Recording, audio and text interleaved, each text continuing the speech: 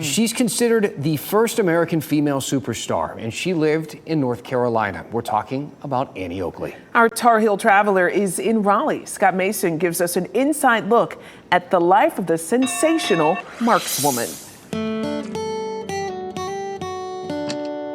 She was an amazing athlete. She was a sure shot. There's the Annie Oakley of TV and film, bullseye, screen and stage. But her own story is to me, much more interesting. She was born in Ohio in 1860. At 8 years old, she snatched her father's rifle, Balanced it on a fence and shot a squirrel. She would enter turkey shoots. And by the time she was in her late teens, they barred her from entering because she won them all. She kept winning. She kept winning. You hang around, kid, and you'll see some shooting that is shooting. One day, a sharpshooting showman came to town with no intention of losing to a girl. He almost dropped over when this little girl, and she was only 5 feet tall. Annie Oakley, the winner! Annie won, but no hard feelings. Well, let me say this, that 1 year later they were married.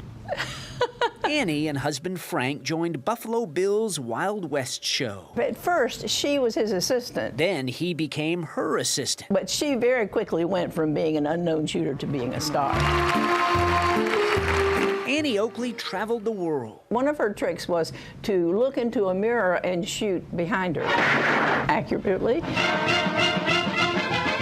This is Annie in 1894. All her life, she kept this amazing ability right up into her 60s. In her 60s, she was living in North Carolina. She looks good to me. She and her husband lived in Pinehurst for 7 years. Well, now they stayed in the Carolina Hotel. It was a very nice place to stay, and the hotel made an exception for their dog, Dave.